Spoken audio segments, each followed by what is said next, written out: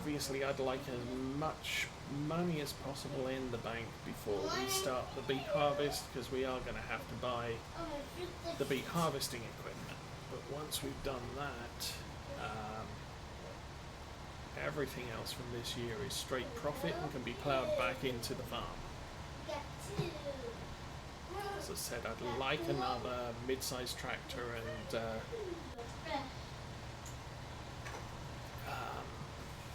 tipper, Which one you want?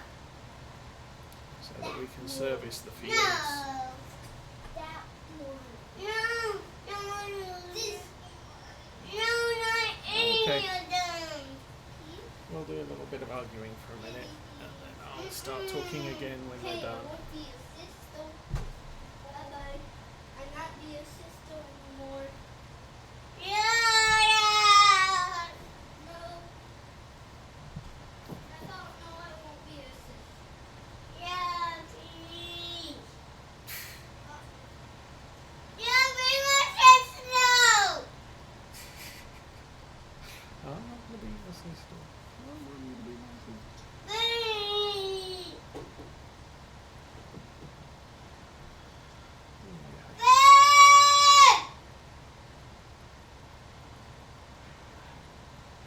I know a bear. I can't see her when you're looking for her. I know a hat when you're looking for her. Okay, what year is high school start? I am kind of unfamiliar with US school years. Bear.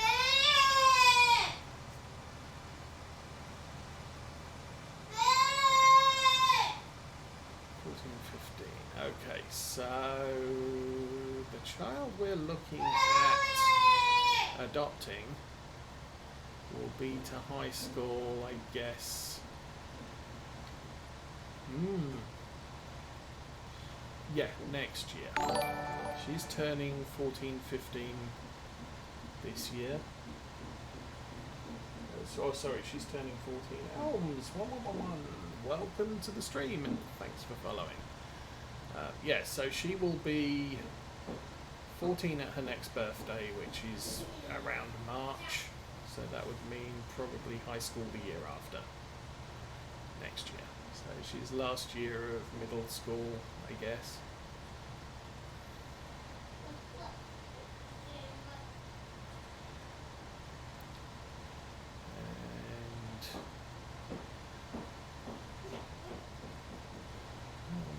And I'm getting to the point where if I had any, my grandchild could be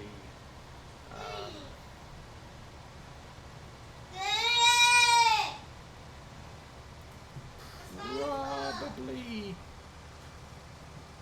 starting, no, would be starting high school this year if I had a grandchild. Dude!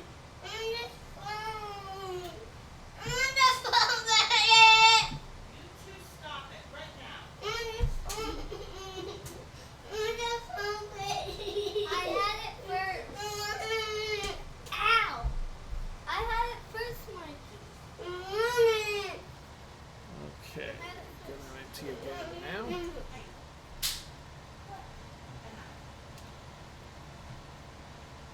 Hopefully not alongside a bale.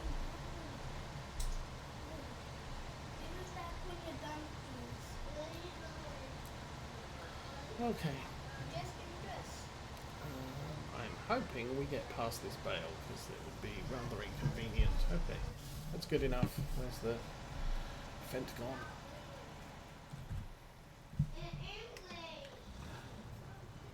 So yeah, I was mentioning earlier there was a patch to the Axion that I'm using here. I'm not sure what I think he included simple IC controls. We do not have DEF. I tried adding DEF to that tractor, but I'm not a modder, so it didn't work out too well.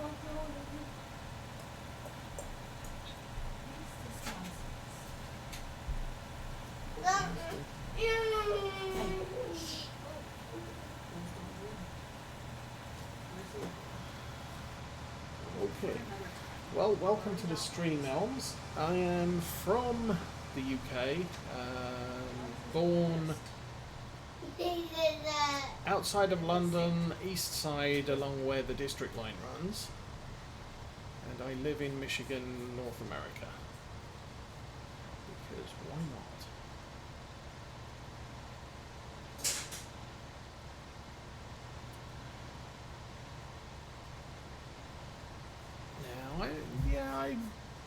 I was sort of towards the middle. My birthday's in December, and in the UK, cut-off is when school starts in September.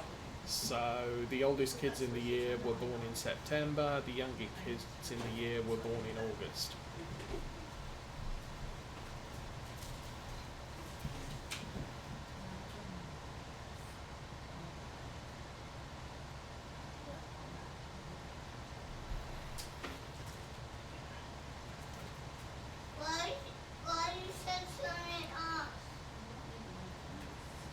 But because in England, high school starts at, I think, when you're 11, and effectively ends when you're 16. In UK schools, you are qualified to be an adult at 16. You might not be an adult legally, but you're qualified. And they hoof you out of school, and you can go and get a job and ask, do you want fries with that? Or you can go to a trade school and learn car mechanic skills, plumbing, electrician, that sort of thing. Or you can go to what they term sixth form college, which is an intermediate academic avenue into college, university, and you don't go to university till after you've turned 18. So sixth form college is 2 years of academic education.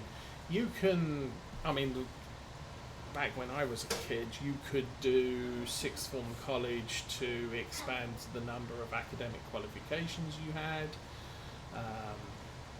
You can do advanced level academic skills, chemistry, computer studies, and whatever. I'm not sure that they are as practical.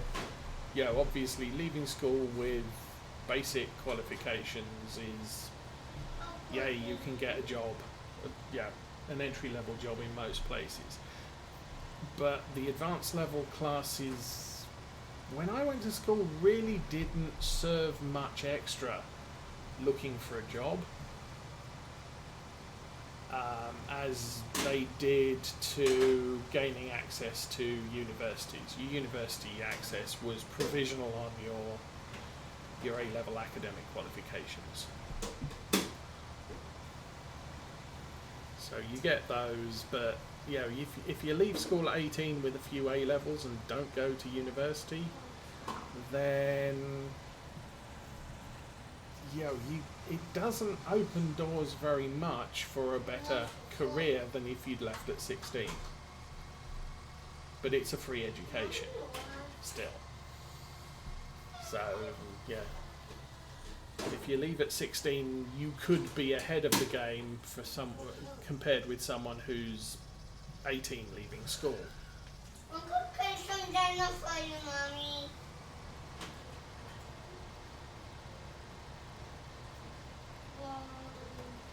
Right, and I think a lot of countries with agricultural families understand that, and so kids who aren't legal to drive on the road can at least drive a tractor on a field, or a harvester on a field for that. For you, Mommy.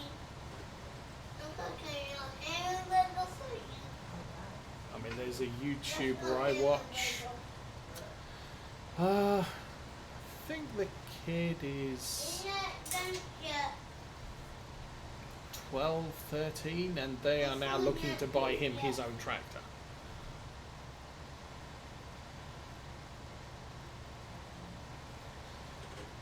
Obviously not a new one, but they don't have much in the way of new equipment at the farm. And he does, yeah, he drives around some of the smaller tractors when they're compacting silage and what have you, but he is now learning how to run balers and all the other farm equipment that they have, and the farmer is considering that it might be a good time for him to learn. Oh,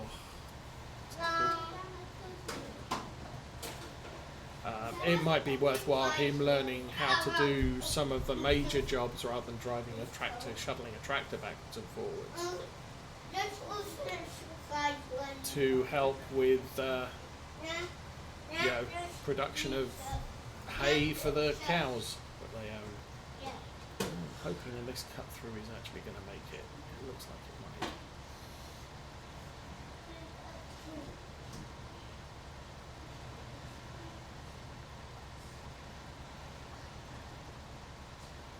Yeah, now in the UK, motorcycle was 16, car was 17. My grandmother put money aside for my sister and I from the time we were born, and she gave us that when we turned 16, and we could pay for driving lessons at that point. But in the UK, driving education is all private, so there is no school learning. I learnt how to drive a car as soon as I was allowed to by age, and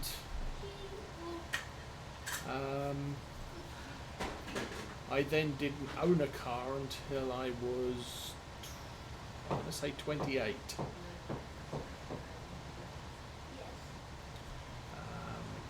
However, I did take oh, are we going to make it? Ah, shoot. Oh, that sucks. I guess we're going to have to drive the fence through the crop.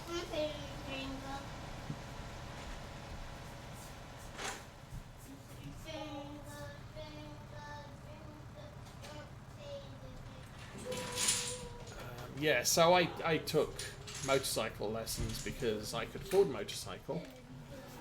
In the UK, you don't have to take a motorcycle test to drive a motorcycle, but as soon as I got one, I did. Paid for it out of my pocket. My parents both insisted that I do so, and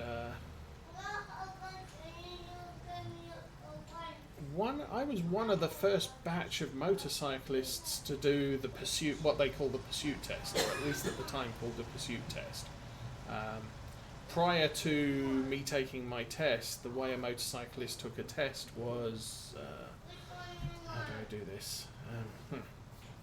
Centre the steering wheel. Excuse me while I remember how things are done. Turn the wheel that way. An examiner would walk to a housing estate near the examination centre, and you'd ride your bike there, and then he would give you instructions. You would follow the instructions, and then as soon as you completed the instructions, you'd pull up alongside and give him. He would give you more instructions. Now, with my test, the pursuit test, the examiner rode his own motorcycle, had a full intercom system, and I had earphones. And so he would follow me around and tell me what to do. Pretty much like a car test, except the guy's not sat next to you, he's sat in his own vehicle behind you.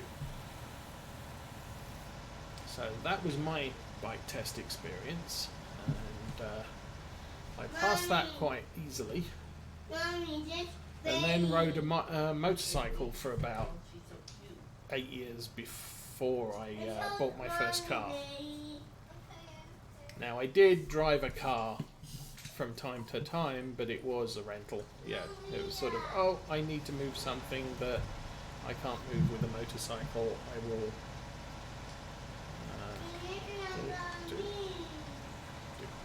I will rent a car for weekend, whatever.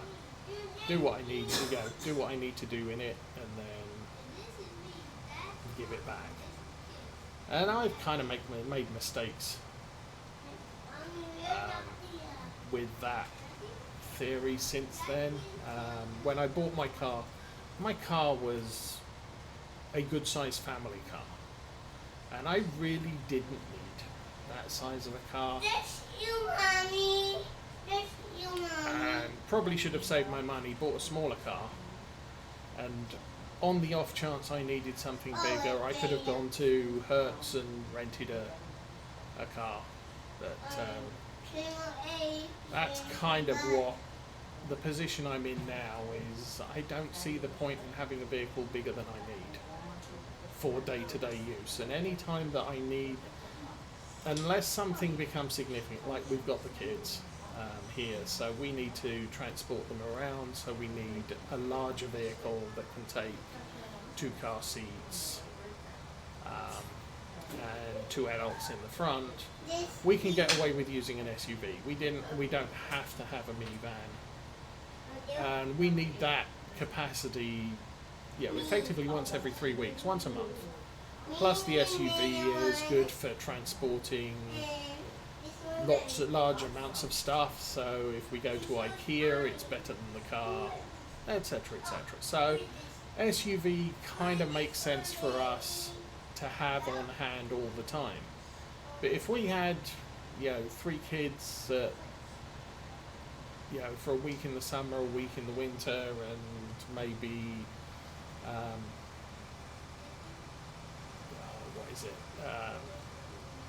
the spring break thing, then it would probably make more sense for us to have a car that's good enough for a 2 and rent a bigger vehicle when at 3 points in the year, because it's cheaper than paying insurance and taxes and everything else on a vehicle for 12 months in the year when you only justify using it for 3 weeks.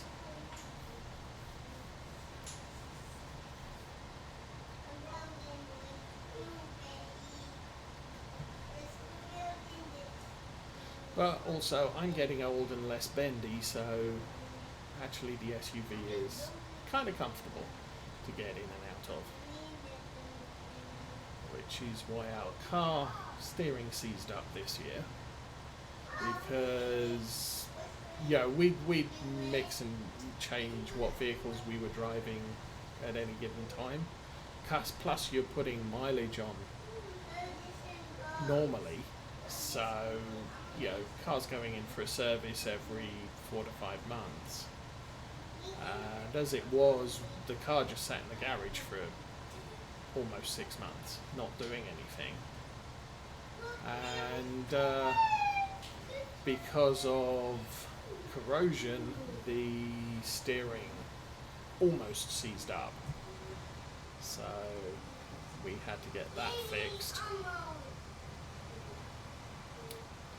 But the decision now is we should really be driving our car, or we're going to be swapping between the SUV and the car more frequently so that they both get some use and don't sit and decay for long periods. Because the car, it's a good car. It runs very well. It's just, as with anything, take care of it and use it at least semi-frequently.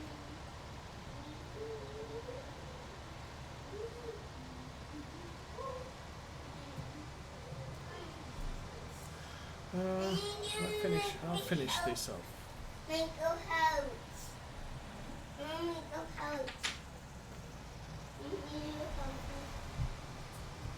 So I can't justify having 2 SUVs.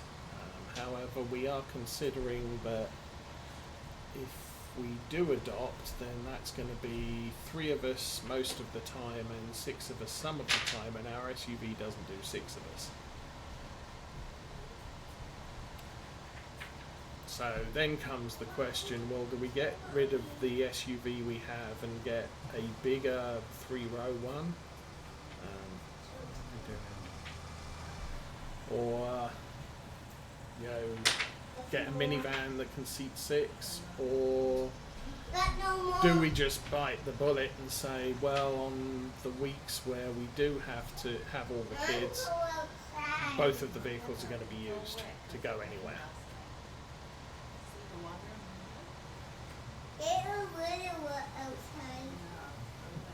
So, yeah, it's justifying a vehicle. Do I want to replace the SUV? I kind of like the SUV. But it isn't... I think it's a full-size SUV, but it's not 3-seat. Yeah, monstrosity.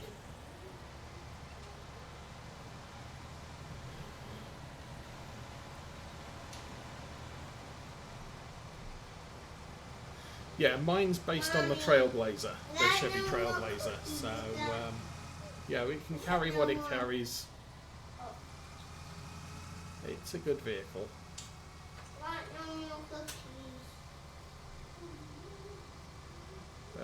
It can't sit 6.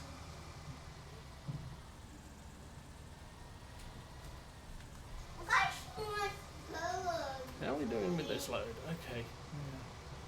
2/3 done. That row to the left. I might finish this triangle. Well, I don't think it matters. I'll finish this triangle off and then run the main row, and we'll be done. But we need to be at this end of the field when we finish, because we've got the barley, I think, just across the other side of that hedge to do. Mommy, look it, Mommy. Look, photos. Mommy.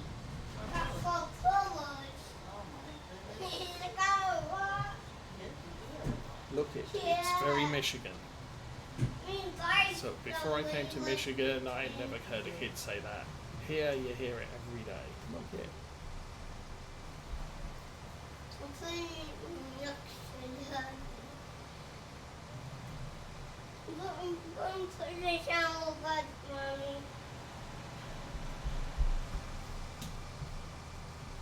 Yeah, I did during my youth. I did work for a rather prestigious, although small, retail store. We did very fine wood furniture, one of our departments, and we delivered. And so up until that point, the only vehicle I had driven was the car I learned in, which was a small Japanese sort of Honda Civic-sized vehicle, and a couple of small rental vehicles. And I got in a van, and the van doesn't have a hood, so you're kind of looking straight down at the road and sort of, hey, I'm a long way up here.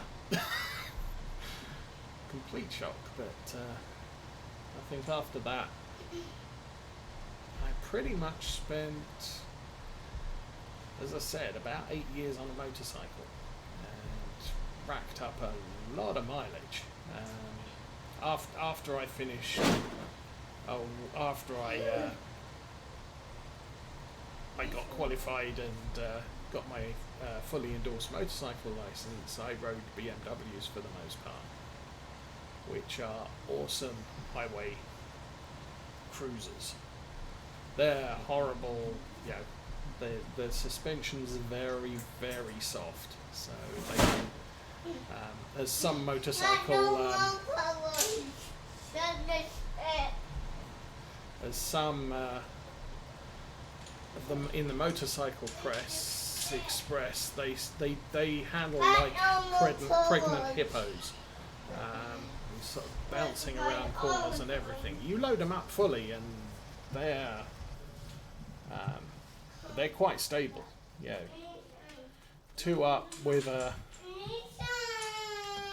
Baby, let him have a few more. with a weekend's load of stuff. They're quite a stable bike, but unloaded on your own, you have to plan your corners and braking sufficiently to not make the bike bounce and get kind of worrying driving around corners.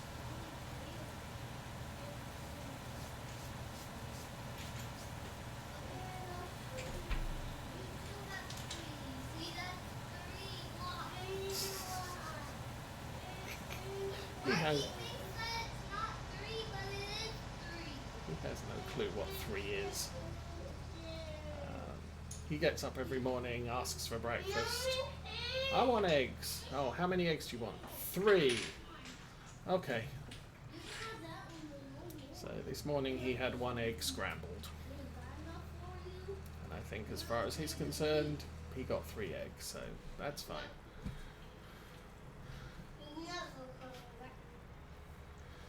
Okay, so that's another full load of oats. Sadly, we have barely enough left, so I'm going to have to run this back up to the field, finish off, and unload again. Oh, I'm going to get my shoes.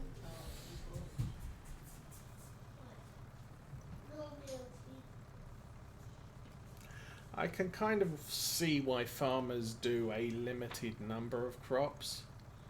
You going? You're not going. There we go. There's a bit of a delay on this lifting. I want to help you guys. So, normally if you're doing grain crops, pick one. You can put some in them. If you think of the millennial farmer, he is pretty much, soybeans and corn. Just soybeans and corn, nothing else. Maybe, I'm not sure if he does winter barley occasionally, but, he's done. He's finished cooking. Gonna need to do that. Oh, okay, I'm gonna finish up this field. I think we're gonna need to check the weather report. Hopefully there's no rain tonight, because I now have hay in a field. I'm wondering why it's so late in the day, because somebody's pushing buttons and we're running at 5 times speed.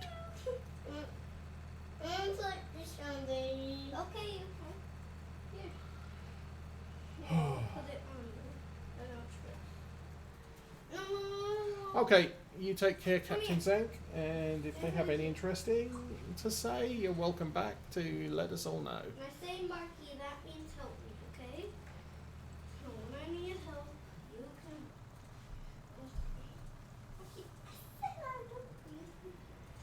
Marky, the arms go here. Yes. Put your other arm. Yeah, I know a couple of sailors who, not all military, but who were very happy to sit in a ship and see the world, which is possibly one better than driving a truck.